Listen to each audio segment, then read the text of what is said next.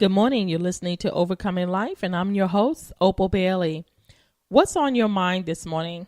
Did you wake up feeling anxious, tired, frustrated, afraid, going through some situations in your life and you just don't see how you can handle it, or you don't know how to handle it? So then you become worried about what's happening in your life. There's nothing wrong with being concerned. What's going on with in your life, your problems, want to make sure things get done and get fixed correctly. There's nothing wrong with that.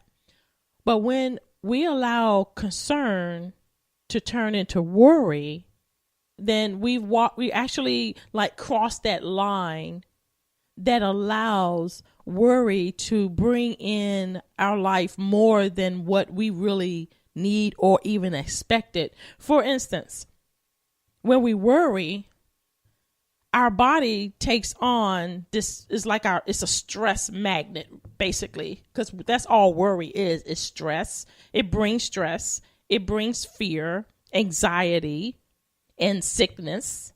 And you become distressful. You become confused. I don't know about you, but there are times in my life when I face situations. Even now, I have a decision that I need to make.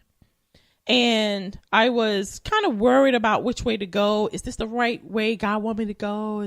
Should I stay here? Should I do this or should I do that? And I had to get to a place because I was getting confused and I was getting very tired and exhausted. So my decision was, okay, I can't do anything about it at this moment. So God, I'm going to give it to you. So I prayed about it.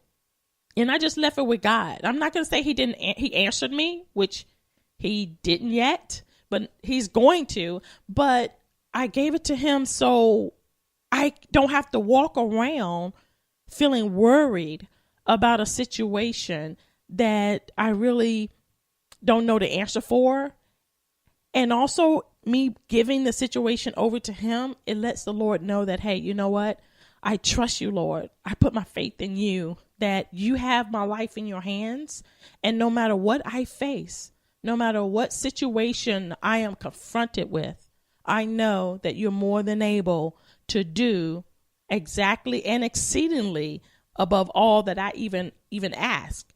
Because when we put our life in the Lord's hands every morning when we wake up, you're allowing him to guide you and to protect you and to watch over you. You're basically giving the Lord permission to take care of your life. We can wake up in the morning and feel and be worried and anxious and upset. And then guess what? Our day is going to be filled with that. Other people is going to come and they're going to be bringing you other issues the way you could continually, the whole day, you're going to feel frustrated, anxious, and worried because we woke up that way. But when you wake up, and you acknowledge that, hey, I can't do this today, Lord, by myself. I need you to come in. I need you to help me. Guess what happens? You take the responsibility of the day off of you and you put it on the Lord and say, Lord, I'm giving you my day. I'm giving you my life, my concern for my children, my decision on my career change, my marriage, my finances, whatever it is. You give it over to the Lord and the Lord say he'll take care of it and he'll lead you. There's a scripture that I really, really love in the Bible, and it talks about that God's eye counsels us. And I want you to picture that. His eye counsels us. So his eye is constantly on us. He's aware of everything. He's aware of where we are. He's aware of what is going on, how we're feeling, what we're thinking, what's on our minds. He's aware of our deepest concerns, our deepest desires and our needs and our everything. He's aware of all of that. And he said his eye counsels us.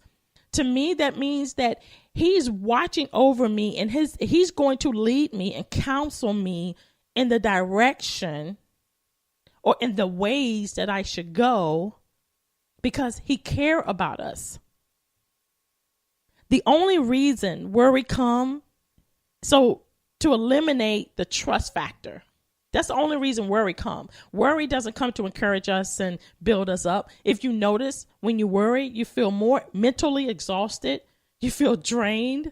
upset, anxious. Sometimes you may get a headache. You may not want to eat. Some people just want to sleep because they're worried all the time. But that is not how God really created us to be. He already gave us the victory. We have an overcoming life, and it's possible to live overcoming life every single day. The key is knowing that you can't do it in your strength. You can't do it alone. You need the Lord's help. And once we realize that, no matter what comes our way, we can stand and we could be firm and we could be confident. We can have the joy. We can have peace. Because I know you may have noticed people who've gone through some really hard times and really painful situations, but yet you see them, they're smiling, they're still going on. You see like, wow, they haven't skipped a beat. And you may ask them, well, hey, what's going on? I noticed they're just like, hey, the joy of the Lord. I know God got me. I know he's going to take care of me. Because we serve the creator of the universe. We don't serve the universe. We serve the creator of all things. So if he's the creator of all things, is he incapable of taking care of us? I don't think so. Not in my personal life. I've experienced he's not enabled. He's not inadequate. He's sufficient. He's enough to take care of every area in my life and in your life and anyone else's life. And I know you heard about King David. I want to give you this example of King David. Now, here he is, a king over Israel. Okay, this is a person who has authority, who has concubines, who has possessions, and he have wealth, and he's over in governing over the people, kind of like a president of the United States, basically. And here he is facing a situation that the Philistines is going to come and attack him. You would think like, man, he's just going to send his people out and he's going to send his soldiers out and just demolish them. David didn't do that.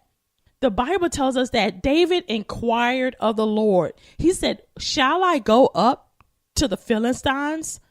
Wilt thou deliver them in my hand? And the Lord answered David and said, go up, for I will doubtlessly deliver the Philistines in your hands. The Lord answered David. Sometimes we feel like the Lord is not going to answer us, that he's just sitting up in the heavens and he just looking down on us with his hand folded. And it's like, okay, keep living a defeated, boring, unfulfilled life. That's not the purpose of us being on earth. He didn't create us to live that way because he told us that he gave us life in that more abundantly.